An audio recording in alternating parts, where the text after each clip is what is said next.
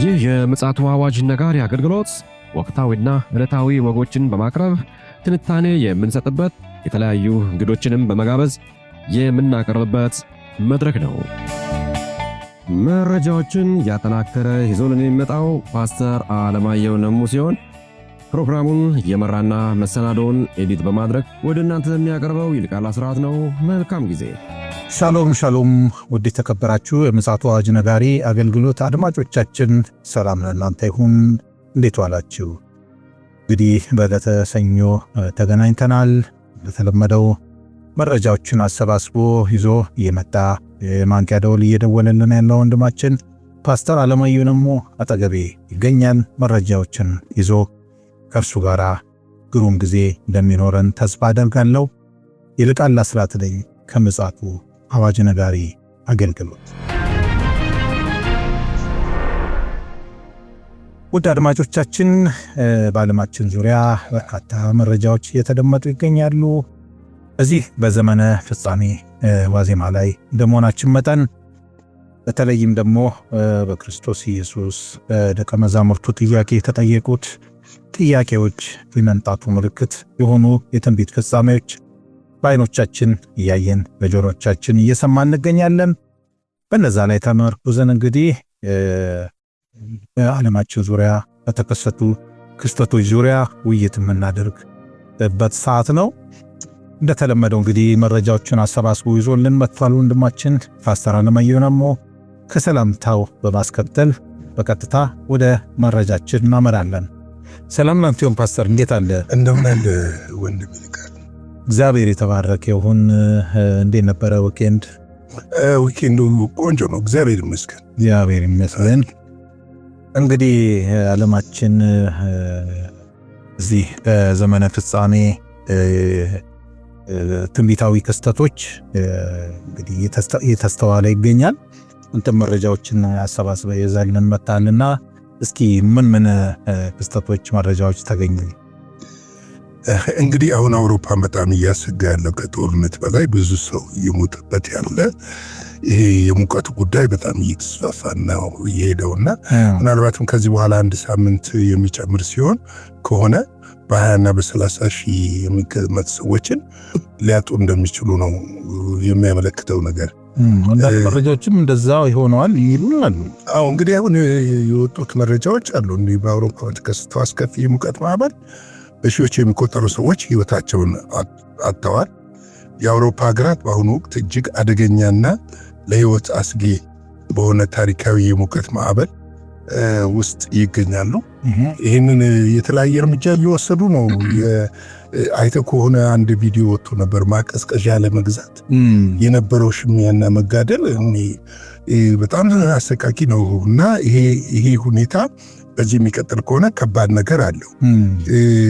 አስጊ መሆን ብቻ ሳይሆን ታሪካዊ ነው ተብሏል። ይሄ ነገር በጣም ታይቶ አይታወቅም።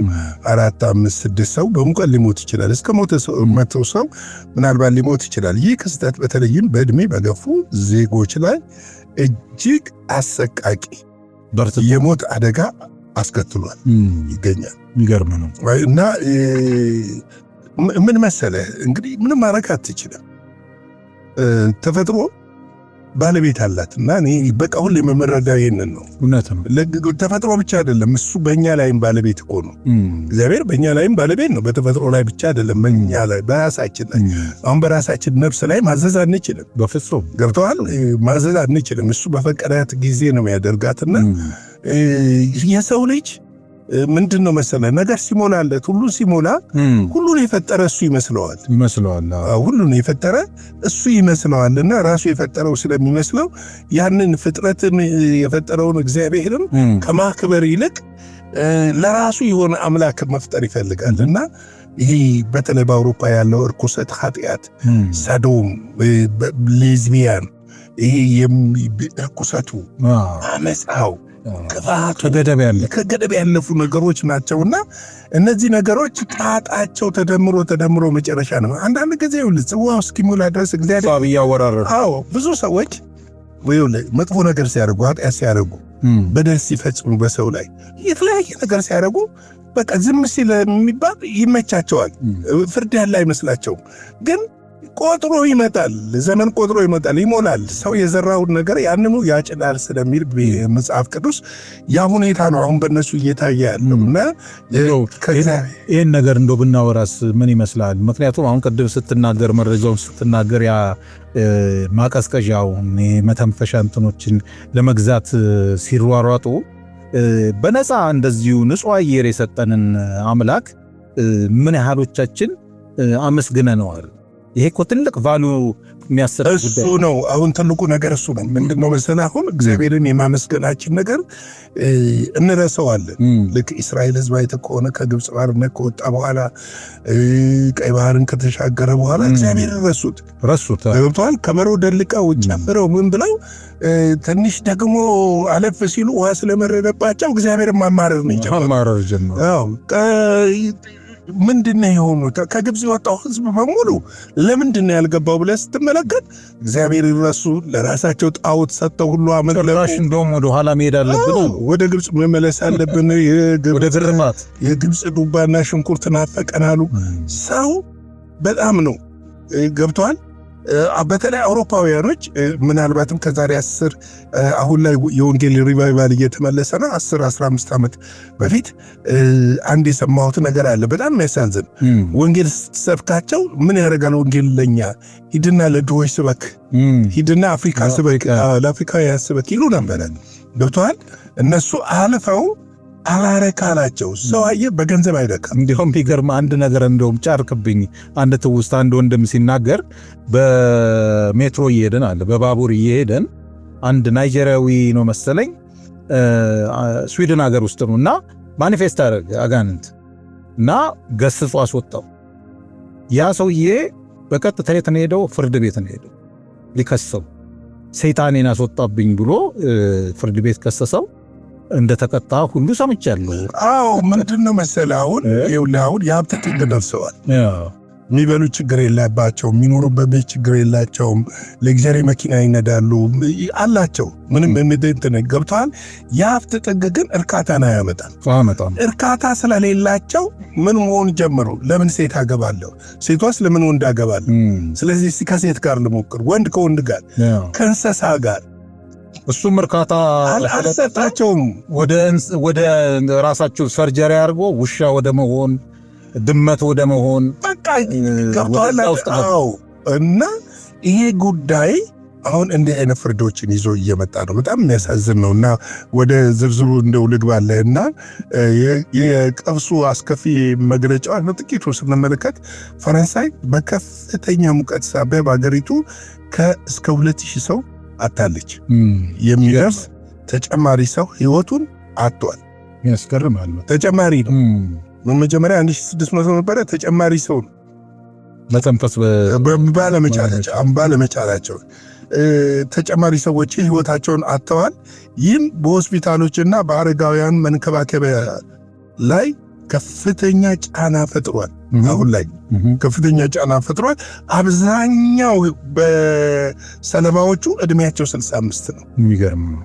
65 ትንሽ ነው። ዛውንት ትንሽ ነው። 65 ከጎልማሳነት ወደ አዛውንትነት ገና እየሄድክ ማለት ነው። 65 አሁን በአንዳንድ ነገሮች እኮ የጡረታ መውጫ ነው 65 እና ብዙም እንትን አይደለም።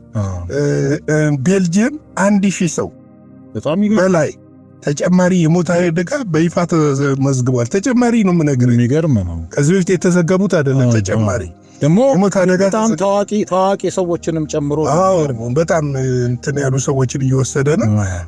ተመዝግቧል። ስፔን ወደ 1000 የሚጠጉ በሙቀት ነክ የሞት አደጋዎች ሪፖርት ተደርገዋል። ኒዘርላንድ ከፍተኛ ሙቀት ጋር የተያያዘ የሟች ቁጥር በከፍተኛ ሁኔታ ጨምሯል። በአሃዝ አላቀረቡትም እንጂ የሟች ቁጥር በከፍተኛ ሁኔታ ጨምሯል። እንግዲህ ይሄ ብቻ አይደለም። ለቀውሱ መንስኤ እና አስከፊ የሙቀት መጠን የአየር ንብረት ተመራማሪዎች እንደገለጹት በብዙ አውሮፓዎች አካባቢ የሙቀት መጠን ከ40 ዲግሪ ሴንቲግሬድ በላይ የጨመረ ሲሆን ይህም በታሪክ ታይቶ ከማይታወቅ አስከፊ የሙቀት ክስተት እንደሆነ ነገራል። በአብዛኛው ተመዝግቦ የነበረው ሙቀት አለ በተባለበት ጊዜ 35 ነበር። አሁን ከ40 ዲግሪ ሴንቲግሬድ በላይ እስከ 40 ይባላል። እንግሊዝ የሞቱ ሰዎች አሉ፣ አልተነገረም። ገብተዋል። አሁን አውሮፓ ደፍን አውሮፓን ጦርነት ብቻ አይደለም እያሰጋት ያለው ተፈጥሮ ራሷ እየተበቀለቻቸው ነው ያላቸው። እግዚአብሔር ፊቱን ያዞረባቸው ይመስላል። አልፎ ተርፎ ወደ አሜሪካንም እኮ እየሄደ ነው። አዎ ይሄ ነገር ምን ትዝ አለኝ መሰለኝ፣ በኮቪድ ጊዜ ከሞቱት ጋር ይስተካከል ትንሽ ነው እየቀረው ያለው ክሪቲካል ሆኗልና እንደውም አሁን አንዳንድ የዜና ምንጮች የሚሉት ለአንድ ሳምንት የሚቆይ ከሆነ ምናልባትም ከአንዳንድ ሀገሮች ከ20 እስከ 30 ሺህ ሰዎችን በዚህ በሙቀት አደጋ ሊያጡ ይችላሉ የሚል ነገር እየተነሳ ነው ያለው። እንግዲህ ሳይንቲስቶች ከዚህ ማለፉ ነው የሚል ነገር ነው ያነሱት። የአየር ንብረት ለውጥ ለዚህ አይነት አደገኛ የሙቀት ማዕበል መደጋገም ዋነኛ መንስኤ እንደሆነ ባለሙያዎች እየተናገሩ ይገኛሉ። ባለስልጣናት የሚያስተላልፉት አስቸኳይ ጥንቃቄ መልእክት በአውሮፓ የሚገኙ የጤና ተቋማት ዜጎች በተለያየ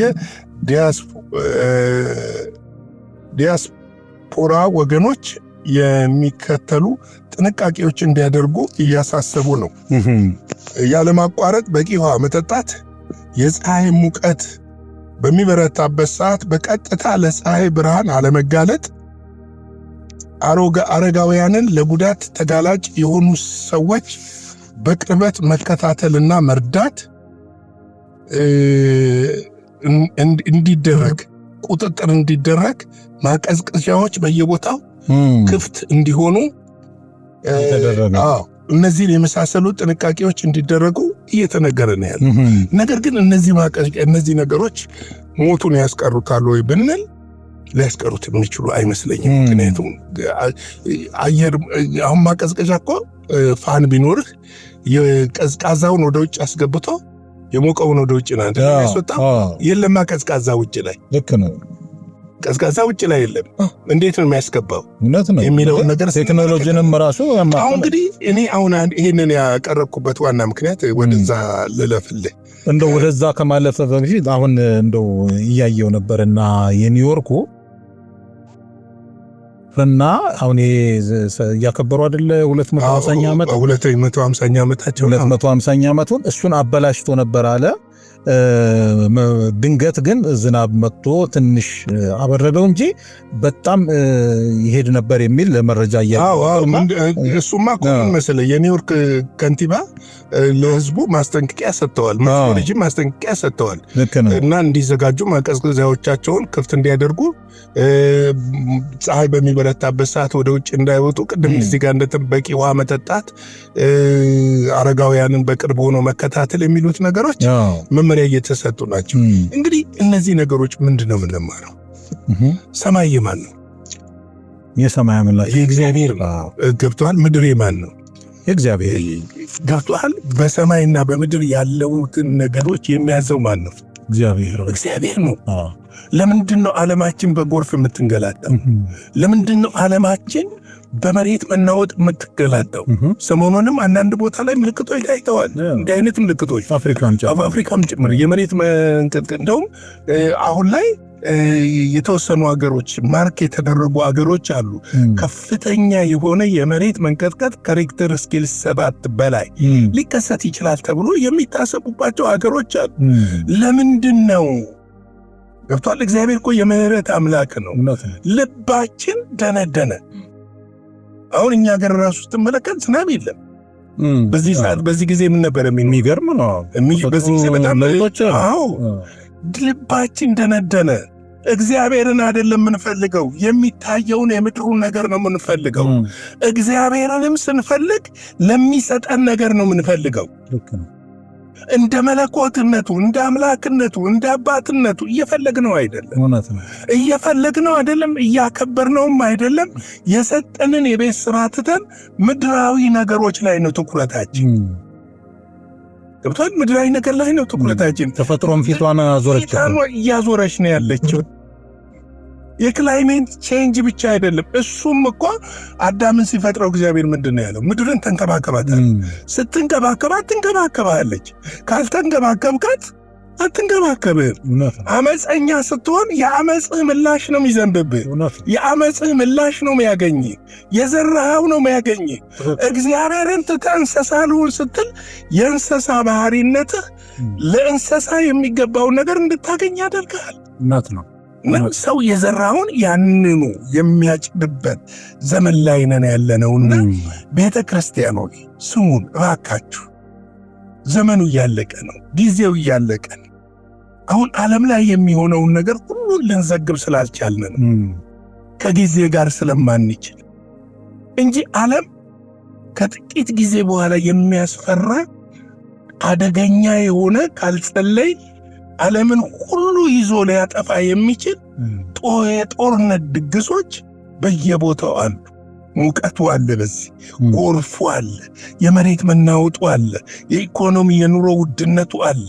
እነዚህ ነገሮች ምላሽ ሊሰጥ የሚችል የሰማይ አምላክ እግዚአብሔር ብቻ ነው። እኔም እናንተም ምላሽ መስጠት አንችልም። ነገስታት ምላሽ መስጠት አይችሉም። ፖለቲካው እኮ አንዳንድ ከነካ ፖለቲከኞቹ ቁጥጥር ውጭ እየወጣባቸው ነው።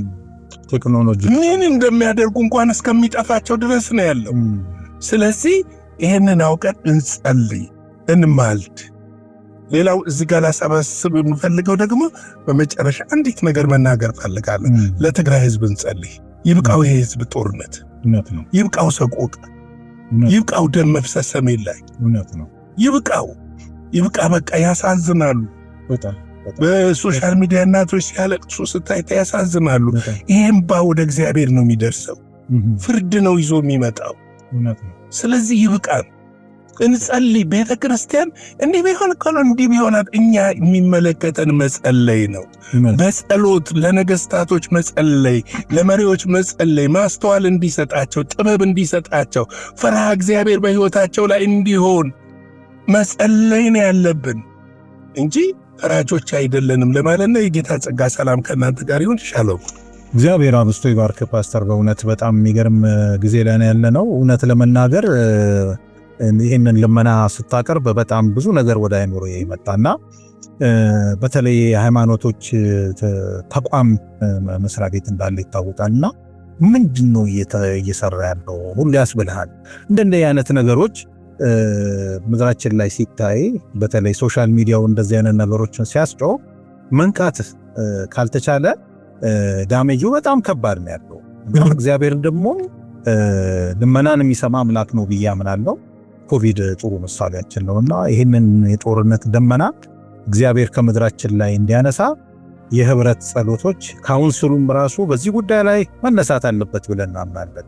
እንደው በዚህ አጋጣሚ ማመስገንም ተገቢ ነው። በዚህ በደቡብ አፍሪካ በተነሳው ቀውስ የአብያተ ክርስቲያናት ካውንስል የጸሎት እወጃ ማወጁ በጣም የሚበረታታ ነው። አሁንም በሰሜኑ ላይ የሚሰማው ነገር በጣም አስጊ ስለሆነ በዚሁ ካውንስል እንዲያውጅ ምኞታችን ነው። ውድ አድማጮቻችን እንግዲህ ከዛሬ ይዘን የመጣነው መረጃ ይህንን ይመስላል። እግዚአብሔር ፈቃዱ ከሆነ በምሽቱ ደግሞ በሌላ መረጃና መልእክት ተመልሰን እንመጣ ይሆናል። እስከዚያው ድረስ የእግዚአብሔር ምሕረት ቸርነት በእያንዳንዳችን ጋር ይሁን። ሻሎም። ለዛሬ ይዘን የመጣነው ወቅታዊ መረጃ ይህንን ይመስል ነበረ። በሌላ ጊዜ በሌላ መሰናዶ እስከምንገናኝ ሰላም ለእናንተ ይሁን።